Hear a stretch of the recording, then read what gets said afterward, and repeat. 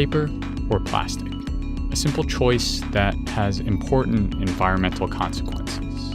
It can be hard to know for sure which one has a smaller impact. And because plastic bags are such a presence in everyday life, it can be easy to overlook the damage they cause.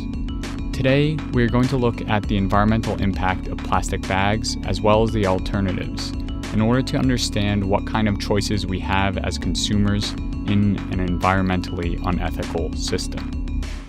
The first plastic, Bakelite, was originally invented in 1907, but it wasn't until the 1960s that plastics, specifically polyethylene, became cheap and efficient to make. Just one word. Yes, sir. Are you listening? Yes, I am. Plastics. Soon after the 1960s, plastic bags exploded in popularity because it was marketed and made as a single-use product. Their cheap manufacturing costs allowed them to become the default choice at supermarket checkout counters. But the problem is, the cheap price doesn't account for the environmental costs of using plastic bags.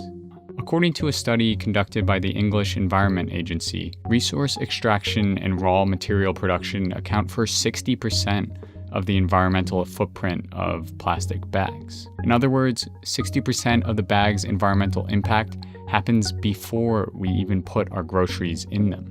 And although post-use impact accounts for less than half of a bag's total environmental impact, it is also the part of the bag's life that consumers can most easily control.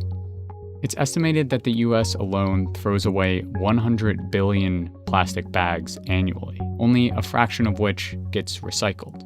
In general, most of these bags make their way into waterways and float along ocean currents until they make it to the 5 oceanic gyres that are created by circular currents. And these plastic bags could take well over 500 years to degrade. The bags don't maintain their original shape, however.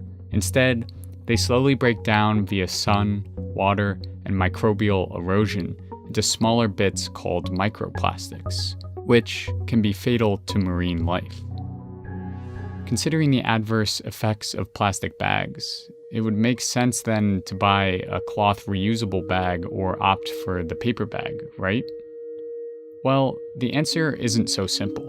In the same study by the English Environment Agency, they found that the real environmental cost of a bag, whether plastic, paper, or cloth, is heavily rooted in the production side of the product.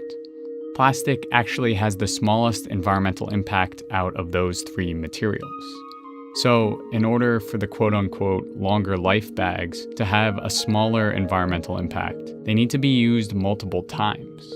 For paper, the study claims that it needs to be used 3 times in order to equate a single use of a plastic bag. And for cloth, that number skyrockets to 131 uses. This definitely shouldn't be taken to mean that single-use plastic bags are the best option.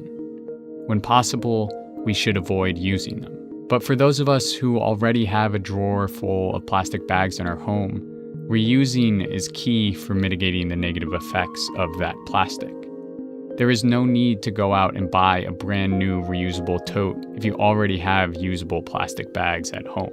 Buying new reusable bags every time you go out to the store just perpetuates the problem. Reducing the use of plastic bags has rightfully been a focus of environmental initiatives. But if we zoom out, they are a small part in a much larger environmental picture. For example, it takes 40 times more energy to make a hamburger than it does to make a plastic bag. And even more frustrating, only 100 companies are responsible for 71% of all carbon emissions since 1988. Our choices as consumers are important, but we also face imperfect options based on production side decisions. So reducing your plastic bags shouldn't be viewed as your sole contribution to climate change mitigation. It's a small alteration that needs to go hand in hand with other actions, like re-examining how much food you're buying from that very same grocery store so you don't end up throwing away 5 pounds of vegetables at the end of the week. In short, the bag you choose matters, but not as much as how it came to be there, what you put in it, and how you use it.